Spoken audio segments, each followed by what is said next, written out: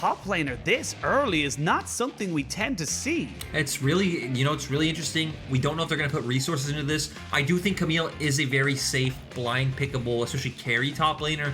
You're so mobile inside the lane, it's very hard to gank you. You set up very easily for those 2v2 and 3-man dives with your Hextech Ultimatum. We're already seeing the core combination come out.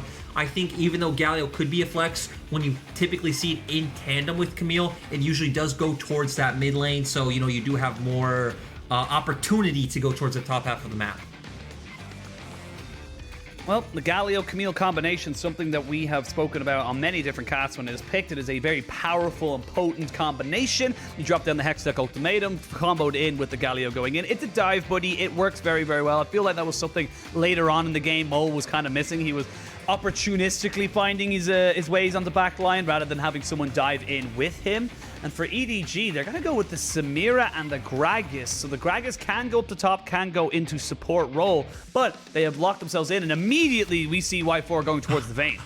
And this is interesting. We remember, he has played this champion before, actually played it numerous times throughout his career. He was on the same roster, was an understudy of Uzi at one point, right? Comes from that old RNG roster. And very interesting. I like the Gragas pick from EDG because I'm going to expect it goes towards the top lane. It's very hard to die, very hard to lock down the Hextech Ultimatum. You actually have the cask to knock the Camille away from you as well. So a bit of a decent counter pick in there. And now, once again, V5, both compositions actually, so far saying we want to get up close and personal. It's a lot about the all-in. V5's, as of right now, has more side lane threat. But when you have Vayne, Vayne's not really the type of AD carry who wants to sit in that mid lane and just catch waves. So, again, I feel like we're going to have to see more engage coming out from the side of Victory 5. We'll see what they want to go for. Like you mentioned there, they are going to look for big 5v5s. Orianna locked away, so Scout will not be getting his MVP performance again on that particular champion. Could pick it onto something else. And we'll see what EDG want to do with their last ban. And for V5, I want to see if they want to put Mole onto a counter pick. I feel like we talked about at the top of this series, Mole is the linchpin for this team. He is the guy who will make things happen, and it did very much feel like that towards the mid game in that last game. I feel like if you could just maybe slide that Galio down into ppgod, give Mole something to counter pick with, and I love this. This could be a mid lane Nocturne. 100% this could be a mid lane Nocturne. I still expect it to be in the jungle role as of right now, but you're right, the flex pick is always possible. I was expecting for EDG to just go with the Syndra here, and I'm kind of surprised that V5 didn't just take away the Alistar. I feel like Alistar would have been the perfect pick on 4, right? It goes well with the Samira, goes well against the Samira. You're also just a good team fighter. You can lock down the Udyr before he gets on top of you. And then the Syndra pick would have been good because again, you're providing the range, you have the burst against the Vayne, but now that they've also locked in the Nocturne, maybe picking something with more safety would fit EDG's comp better. So right now they're hovering the Azir. I do expect them to lock it in. We've already seen Scout pick this one up twice, and it goes with the theme of their comp of those straight up 5v5 team fights. And Penguin, there's 2 flexes on this side. I can't tell you what comes next. I can't wait to see what's going to go. Now, just to mention why Nocturne is back, he has gotten a couple of different buffs in the last patch. His cooldown on his Q, his Dustbringer, went down from 10 seconds down to 8 seconds. His Paranoia also went down by 10 seconds per rank, so it was 150 at rank 1, down to 140, 125, 115, etc., etc. But looks like they are going to be putting the Nocturne into the jungle. I'm a little bit sad because I like to see it in the mid lane, but Nocturne nonetheless has a hell of a lot of agency. And again, we're seeing V5. They're going with this global dive buddy comp. 2 in the back, 3 in the front. Go ham. Try and get these 5v5s going for you. Yeah, I'm really interested to see how this Nocturne pans out. I am not Vedius, not an expert on this champion. I would assume it clears much slower. Get him in the call. Call the LEC and get him in the call. We need an expert. I would assume he's a much slower clear than Udyr. But still, when you look at V5's comp, the first thing that jumps to your mind is obviously side lanes. Now that you also added in the Nocturne, it's going to be really rough for anyone at any point answering sideways when you can have this 3-man dive squad of Camille, Nocturne, and Galio. The problem is, though, it's not really like Syndra and Vayne can just sit safely in mid and catch waves unharmed. Yeah, it's going to be a little bit more difficult than that, of course. In a vacuum, we always talk about how these things can work, and of course that doesn't always work for anybody. It has to be about, well, how the champions interact, how the players interact with each other, and how they view the situation. But for EDG, I feel like you haven't really changed a lot. You still have Viper going in. You still have a very safe control mage for Scout. They haven't really been forced onto something different. Yes, it didn't have a great early game last time, but they were able to keep Scout 100% relevant all the way through that game. When he was on 3 items, I believe the Galio was on 2.5. It was Scout kind of pushing forward with this, and I'm very curious to see if they can get this Azir going again. And, you know, we haven't seen EDG differ from their straightforward play style at all throughout LPL this split. Like we highlighted, it's always been at least 2 frontliners, typically in top and support, same. Control mage in the mid lane, and then some sort of either hyper carry or, you know, Samira might not be a hyper carry, but she is the kind of AD carry who can take over the game with just the way her kit is. So having Viper in that carry role, it's always about the straight up 5v5 for the side of EDG, always. Well, we'll have to see how this one goes. The first competitive Nocturne in the LPL in 2021. WeiWei, you have a little bit of expectations on you. We know VODS is watching. He's going to want to try and build up as much information as possible because he's going to want to try and get as much of a segment out of this as he possibly can this weekend. You can see here, Jiejie and Flandre pushing themselves forward. They know they have the advantage in the 1v1 in level 1, or sorry, 2v1 in level 1, and they know that they can get this vision down. But back to the game. Got a bit excited. Looking at the 2 compositions, the Gragas shouldn't really have much agency over the Camille, but it is something that will just scale and become a nuisance later on into the game. The Azir is going to become that massive, as you say, you know, control mage that will just become a very, very difficult mid lane raid boss like we've seen Scout in the last game. But bot lane is where I'm very, very curious. There is a huge amount of engage and kill potential on the side of V5 if they do catch Viper sleeping. Yeah, and I mean, I actually expect V5 to be the ones to take it a bit slower in the bottom lane, as we're actually getting a lot of trading in mid. We do expect Syndra to win out in the trades. Azir usually just focused on clearing out the waves in this matchup. For V5, the thing I like about this is you not only have the Condemn and the Tumble to get away from the Samira at some point, but also Galio can just lock both of them down, giving more room for the Vayne. Top lane, I think, is the most interesting matchup because against the Camille, Gragas could go back towards that phase rush because you don't win out in extended trades, but you can win out in very short trades. You throw out your, you know, small combo, you WQE in there, and then you can run away before Camille can actually return any damage thanks to that phase rush. You can see there in the bot lane, it was Galio, ppgod getting the control over the bush. Both junglers spotted on top of their raptors, but you can see the clear speed from the Udyr much, much faster, already on his second half of the jungle versus just the Nocturne starting now onto his second half. And again, we could see a very similar setup to what we saw Leanne do with Rare Adam when he got this pick on the blue side. Look to try and get a gank as quick as possible. He's already onto Krugs, and the Raptor, or sorry, excuse me, the Scuttlebug has yet to spawn. This is where it can be a little bit dicey for V5. They should know something like this should be happening. And we also see EDG holding the wave so it can't crash into turrets. So they're definitely thinking of setting something like this up. They're definitely putting WeiFor and ppgod in a position where they're in danger. There we go, Jiejie spotted out, and immediately everyone backing up. WeiWei has got blue buff, and they might look for a bit of a collapse here. Jiejie not going to be caught out again. WeiWei knows exactly what can and can't be done for the Udyr, but with the wave now pushed in favor of EDG in the bot side and in the mid lane, they have priority. They have the options to pinch if they so choose, and WeiWei respectfully backs himself away. And now we are going to see Jiejie able to double scuttle. So, you know, they won last game with pretty much getting outfought early game by V5. This time they are having a much better early game this time around. Sure, Flandre is down in lane, but he is going to stay that way. The good thing for V5 is, as we see here, they have gank set up in all 3 lanes. So WeiWei has a ton of options this game. And despite the fact that I expected him to just wait for that level 6 mark. Oh god, WeiWei. Viper?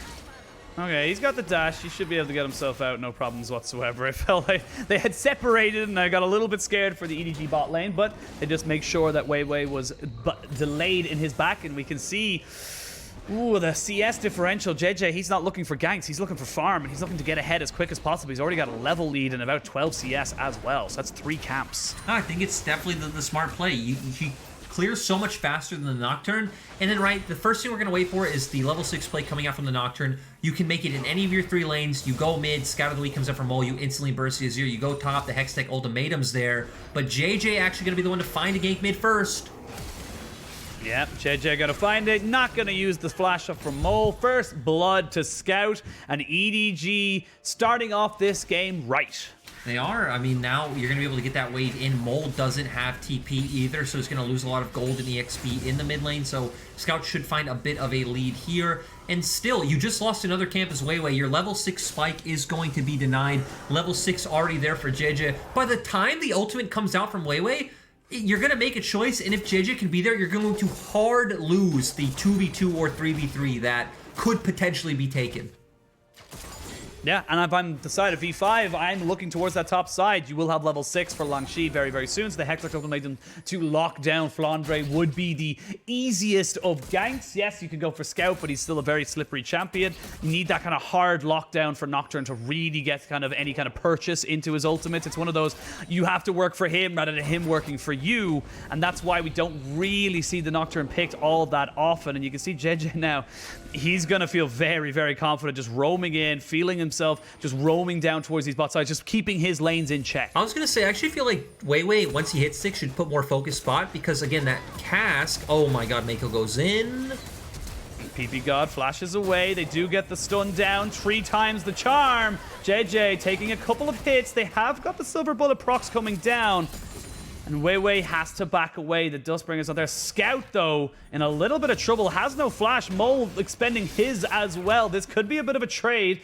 The Emperor's Divide is still there. They do land the Scatter of the Week. There's the Emperor's Divide. One more auto attack will do it, but no, he's not able to get it. Mole dies! Scout survives, and he says he's the king. I mean, he almost pulls it off. He almost solo kills Scout, but almost doesn't mean anything. He goes down in the end. And that is so tragic. We talked about, I don't want to just blame this on mental. I don't want to use excuses. We talked about the possibilities of like V5 coming into game 2. And this is just such a bad start for them. It's about 1.5k gold lead. But again, I feel like especially with Jiejie being so far ahead, it's going to be really hard for V5 to find any opportunities anywhere. Let's get a replay of what goes down. Nice Scout of the Week to start things off. The comment does land as well. Chains with his W. Flashes over to land the ultimate. Sadly, doesn't have enough damage. And this is where we did come back in. Luckily, Scout does actually level. So he also gets his ultimate as well as getting a bit of health and mana from the Triumph. Sadly, not enough damage. The ult comes down. He gets the shield there from the dash as well. And yeah, just a bit unfortunate for Mole. Just perfect, like, pathing as well from Scout. You could see him, he dips in a little bit to the tower just to get that tiny sliver of XP that he knew he needed. It was a good plan from the side of Mole. He recognized that he was level 6. He had a wave pushing in. He could definitely force a lot out of Scout. Just wasn't able to execute, and this is why Scout is so damn good. This is why we consider him to be a top 3 mid laner in the LPL. This guy has been consistently being able to outplay many a mid laner, be it rookie, be it knight, it does not matter. And he just is finally looking like he might be on, like you and Clement said, the best year of his life. Now, important to notice, both mid laners did expend their flashes. We can see now ppgod and Meiko with Jiejie trying to see if they can go for something here. Look at the paranoia down, or sorry, the impending nightmare. Yeah. Now we have a little bit of a skirmish here. Mole caught out. They have to use the paranoia, but he is dead on arrival. Now WeiWei jumps in, and oh dear. Oh dear. I think the mental is what you talked about, and I think the mental was what's broken in this game. 6 kills to 0, 8 minutes and 50 seconds in. 3,000 gold to EDG. And this was a depressing one, right? We look at game 1, and despite the result, it maybe told us, hey, maybe we'll have a close series. Maybe we'll have a close back and forth where V5 can punch above their weight, which they have done considerably, right?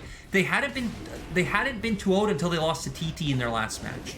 But now, things not looking quite good. EDG here to punish. I like that you mentioned the play in mid. Scout, of course, playing phenomenally. Mole, once again, very much like game 1. You already got Azir so low, you didn't need to go for that first play, but we're going to get a replay of this. We see him trying to hover towards mid because they want to pincer around because Vayne and Nocturne are already coming. Great ultimate coming out from the Azir. And Meiko and Viper just easily able to follow up. The Ignite comes down and make Viper, flashes to finish that one off. And I don't know how you play this game anymore on the side of V5. Being Langx right now must feel extremely bad. The game just collapsed around you. You don't even get to play every match. Yeah. This is your first match back in like 3 or 4 series. Yeah, and I feel like it would be disingenuous to say that if he got knocked out, it's not disingenuous to say it's not even his fault. I feel like the rest of his map has just collapsed around him. You can see a level lead now for Jiejie over WeiWei. We can see Flandre just being bullying out WeiWei, just trying to take out Texture Gold and extra experience on those last little pros. It's hilarious. This is bullying. This is not a fun time for V5 and EDG. This is why they're such a scary team. You went toe-to-toe with them in the first game. You kept it very even. Hell, you even got a little bit ahead. You still lost. You gave them a small advantage here in the early game, which is now turned into a massive advantage coming up to the mid to late. Or sorry, early to mid.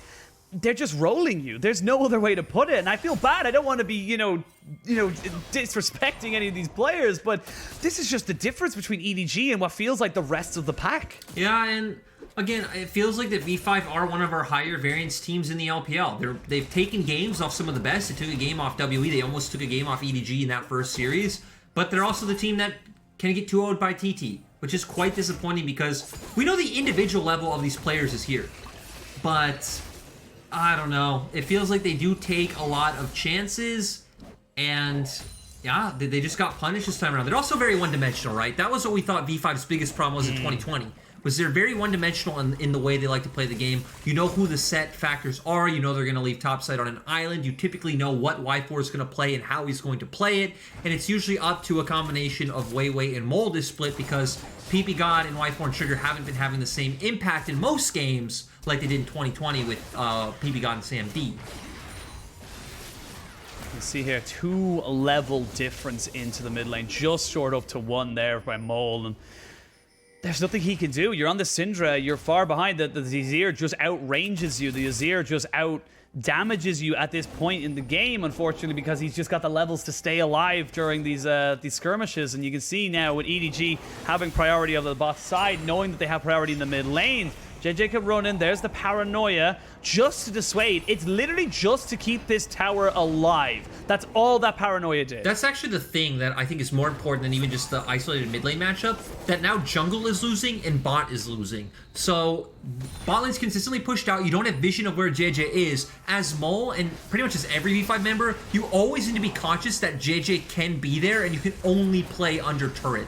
So where EDG can keep doing what they're doing, you just keep sending this like 4-man rotation between mid and bot, and there's really no answer that Y4 or Mole have.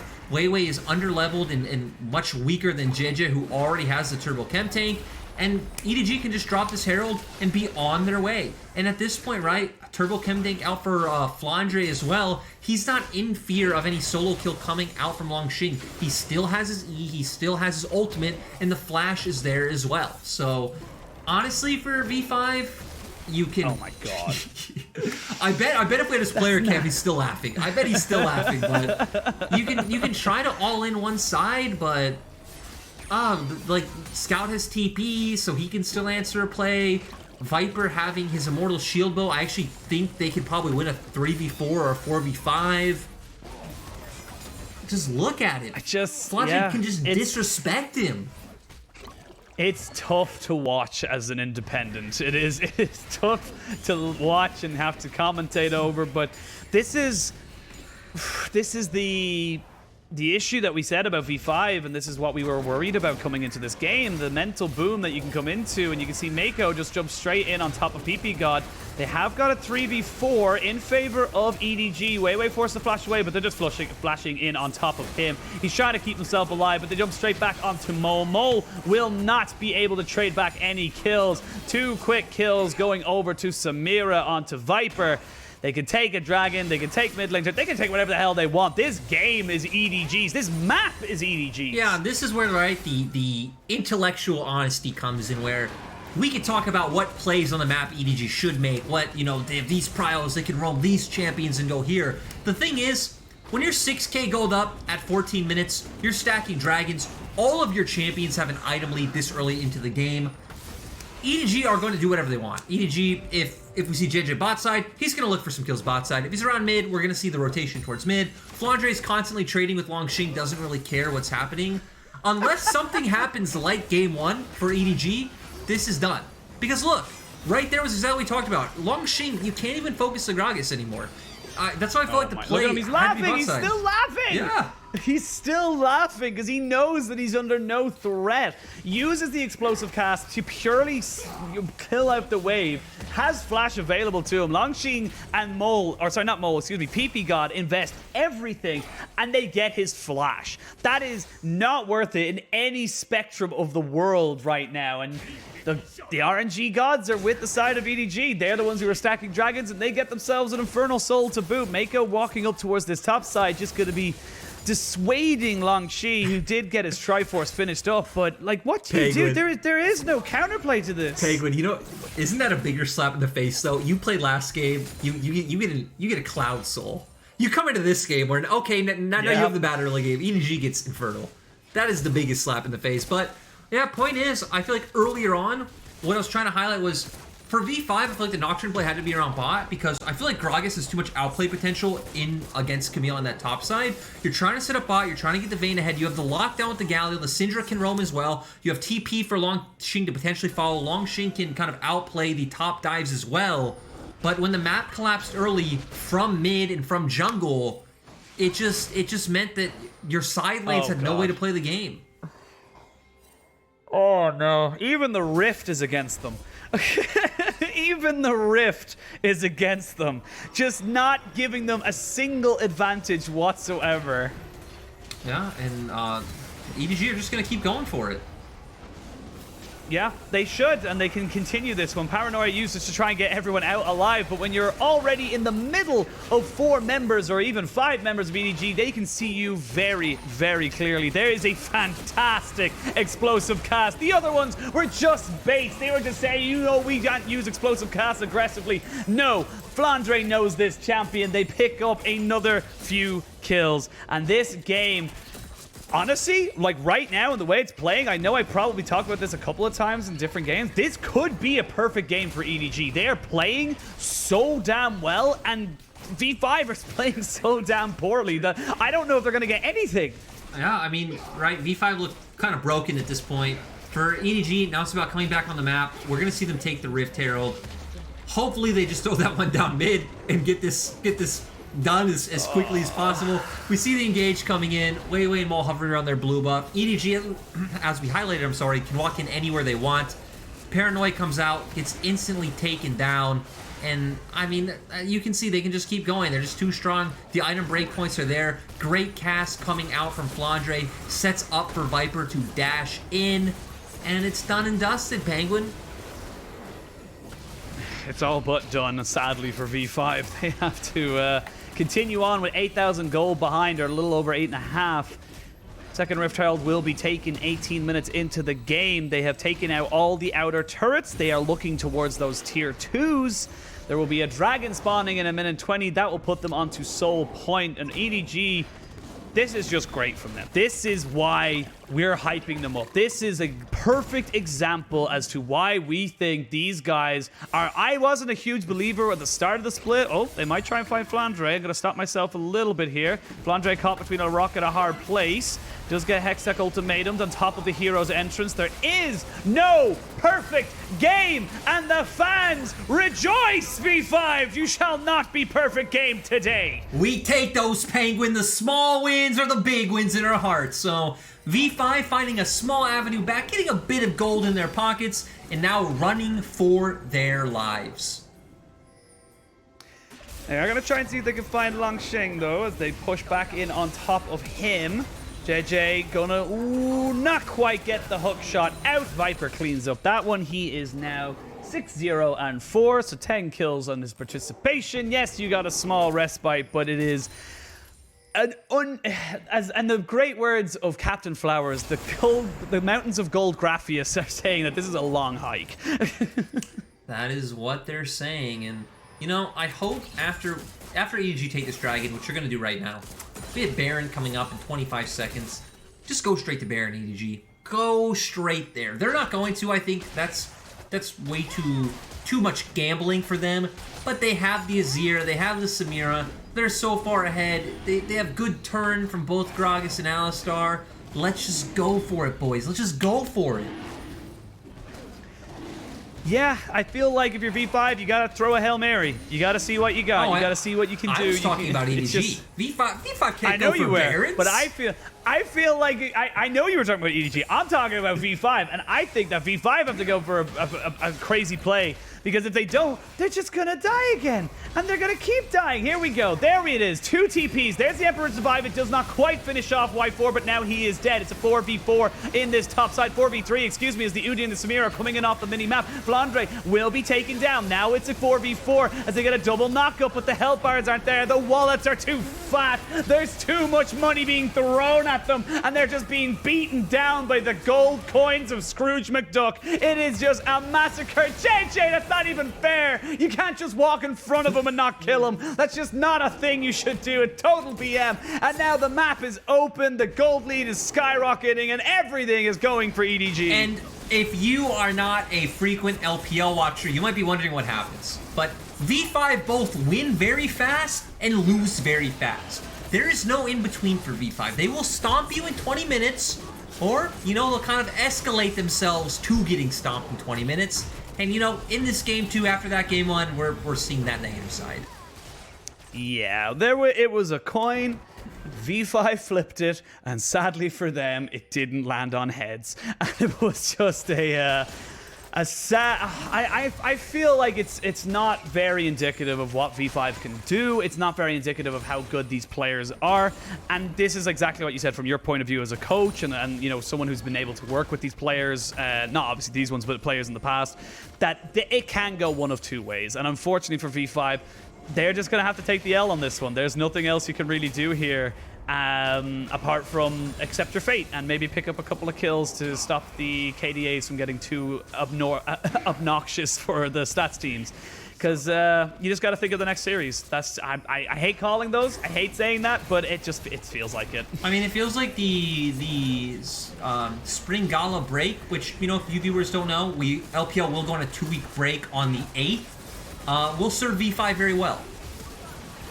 Yes, it will, but we're having one last fight. Here is the hero's entrance down on top. That's on top of 4 people now. Y4 is untouched in this fight. He flashes forward, does not get a kill, though, and now he's on the wrong side of this, and there was a small glimmer of hope when there was a small moment, and I think we might be getting a Rift Herald dance to end this game. Yeah, we are. It's over, Penguin. It's been over for pretty much the whole game. I'm glad it's over, and I'm going to do the end Nexus call for once. Then EDG, they go for the fight, they take the win, and the Nexus explodes! Okay, I wanted to do that. I'm sorry. Your CV LOL heritage. I was watching a lot of CV LOL, and they force. do that, and it's super cool. And this felt like the kind of game where I could do it.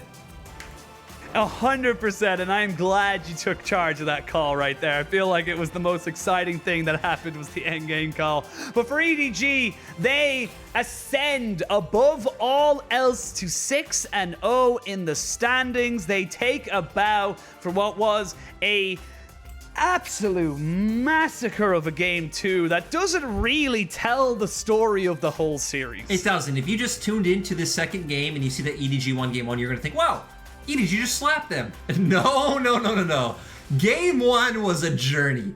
Game 1 was a journey that should not have been lost by V5, but, you know, it happened. EDG come out, and yeah, one big early skirmish pretty much led EDG to stomping this game as well. So the thing that sucks about this, Penguin, is this kind of victory doesn't only suck for, like, V5, but it sucks for us viewers about, like, taking away more things from EDG, because it's like, well, they just stomped V5 in that first skirmish, got like a 4K gold lead, and that was the end of the story. There's nothing more to learn. Yeah, I think that's the takeaways are limited for that second game, and even from the first, I feel like they're very limited as well. It looked like V5 threw rather than EDG outplaying.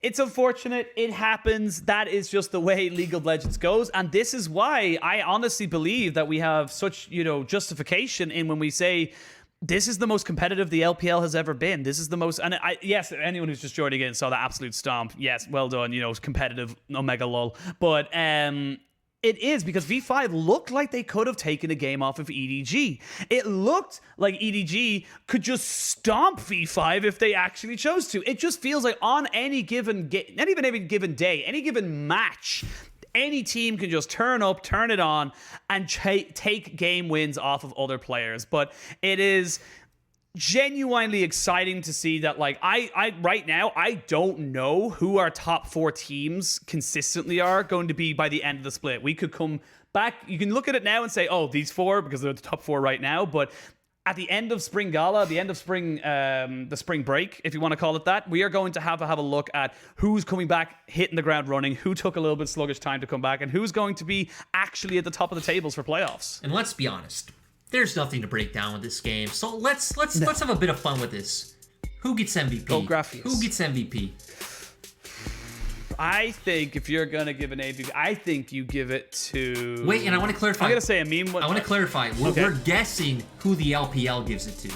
Not saying who we think deserves. Just clarification. We have no influence over who gets MVP. Absolutely none. We don't get a vote. We don't get to ask. We just have a guess. I'm gonna go ahead and say they either give it to Scout. Actually, no. I'm gonna say Scout. I'm gonna say Scout purely because of that outplay on behind his turret.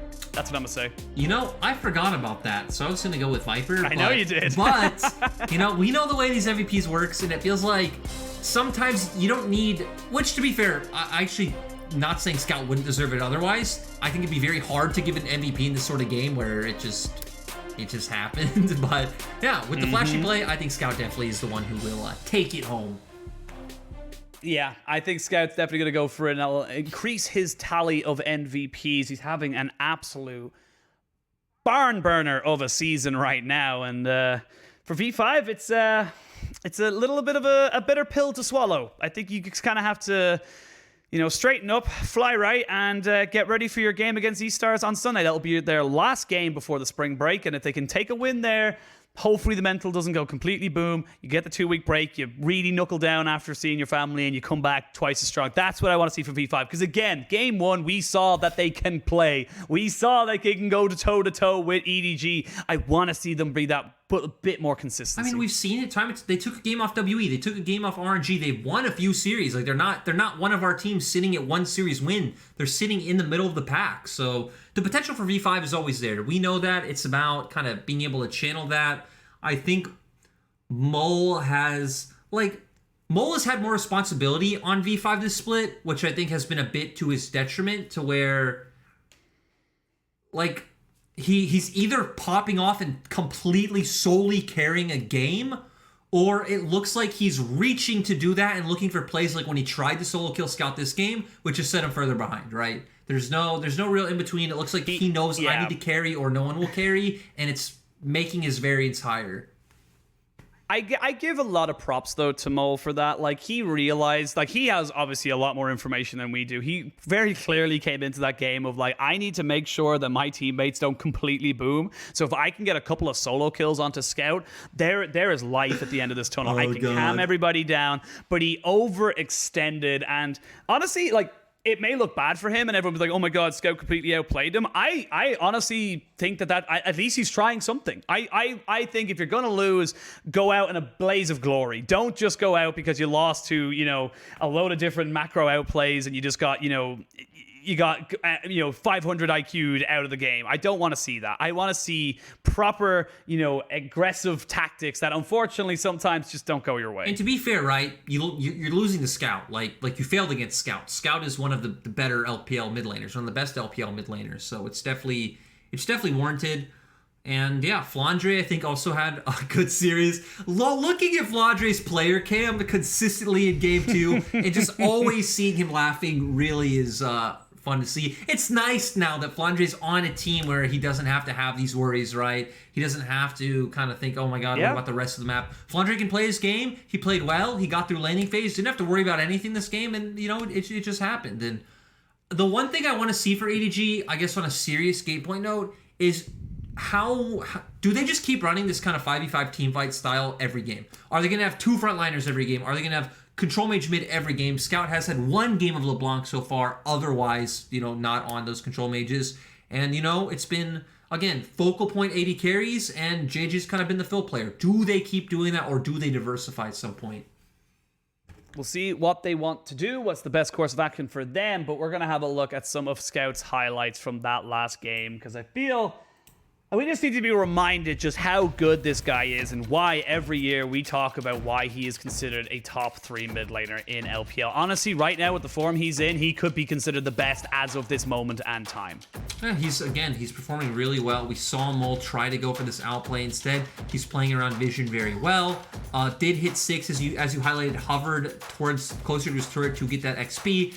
Gets the shield from his dash and then just take Mole down. Oh yeah, this play as well. Phenomenal ultimate coming out, sending Mole right into his teammates. Nothing he can do. It's just great, man. I love seeing Scout perform. I feel like Scout was performing very well in spring of 2020, but in summer became a bit more of a question mark until I'd say at the very end of summer, so where EDG started making that resurgence off Scout's back.